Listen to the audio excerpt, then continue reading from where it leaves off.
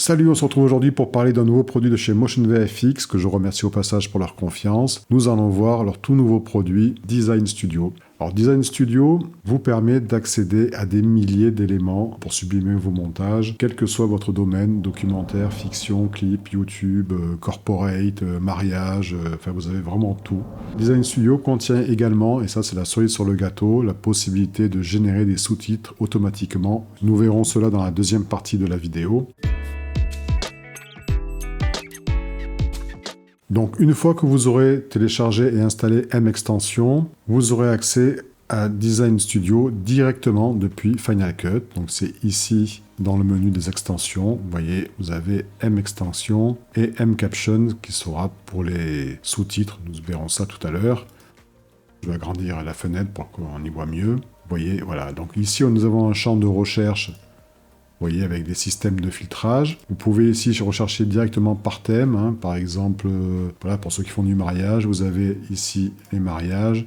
Si vous cliquez sur le pack, vous avez accès à tous les éléments. Si pour YouTube, ben voilà, vous avez ici accès au fameux pack de YouTubeurs. Ici, pour les documentaires, voilà, les fameux packs dans le M-Documentary, qui a de très beaux éléments. Vous avez également M-Element ici. Donc ici, ce sera classé par catégorie, hein, add-ons, background, mouvement de caméra, éléments de compositing, infographie, intro, overlay, voilà, les placeholders, les transitions et tout ce qui est typo. Vous voyez qu'il y a encore plus de 1000 éléments disponibles. Voilà, c'est juste énorme. Donc là, si je choisis typographie et par exemple cinématique, il va m'afficher les résultats correspondant à la recherche. Donc ça, c'est vraiment très pratique. Une fois que vous avez trouvé l'élément qui vous intéresse, il vous suffit de le télécharger et de le glisser directement dans votre timeline. C'est pas plus compliqué que cela.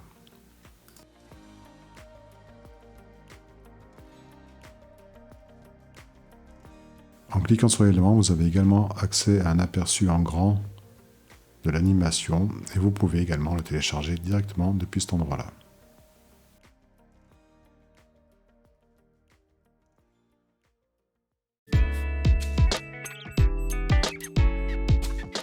Alors, en termes d'organisation, c'est également très bien fait puisque nous avons la possibilité de créer des collections et des favoris. Donc c'est tout simple, hein, clic droit, par exemple celui-ci, je vais lui dire de l'ajouter à une collection. Donc j'ai déjà une collection titre cinéma, je l'ajoute à celle-ci. Je peux également, en faisant clic droit, faire select. Donc maintenant je vais pouvoir en sélectionner plusieurs, par exemple celui-ci, celui-ci et celui-ci.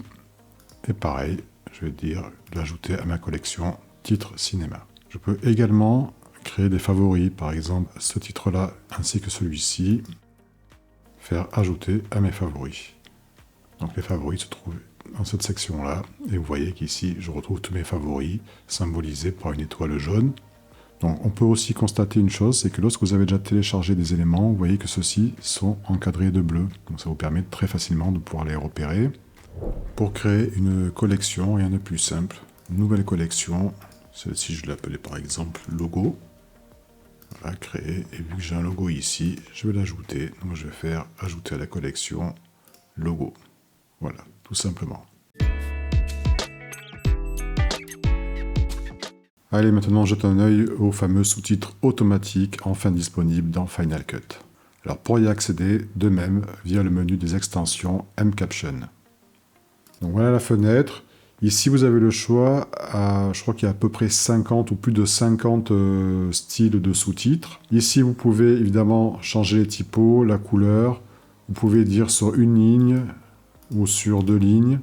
Changer la taille. Ici, plus d'options. Donc, vous pouvez faire une animation mot par mot, animation en entrée, animation en sortie si vous le souhaitez, mettre en minuscule, mettre en majuscule, ou bien masquer la ponctuation. Donc moi je vais laisser comme ceci par exemple. Donc alors comment ça marche? Eh bien en fait tout simplement vous prenez votre projet, vous le glissez directement dedans, ou bien une vidéo. Moi ici le projet ici ne contient pas d'audio, donc je vais pas le faire. Ça c'est la vidéo de mon précédent tuto. Donc en fait on va lancer l'analyse. Voilà, donc ici vous avez les langues, ici vous mettez au-dessus de la résolution, donc je lance l'analyse. Pendant qu'il analyse la vidéo, j'en profite pour vous montrer que ici vous avez accès aux différentes catégories de sous-titres disponibles. Vous avez également les favoris sur le côté. Vous pouvez là aussi classer vos sous-titres préférés. Et vous voyez, pendant que je parlais, il a analysé la vidéo, une partie, et il a tout de suite repéré que la langue, c'était du français.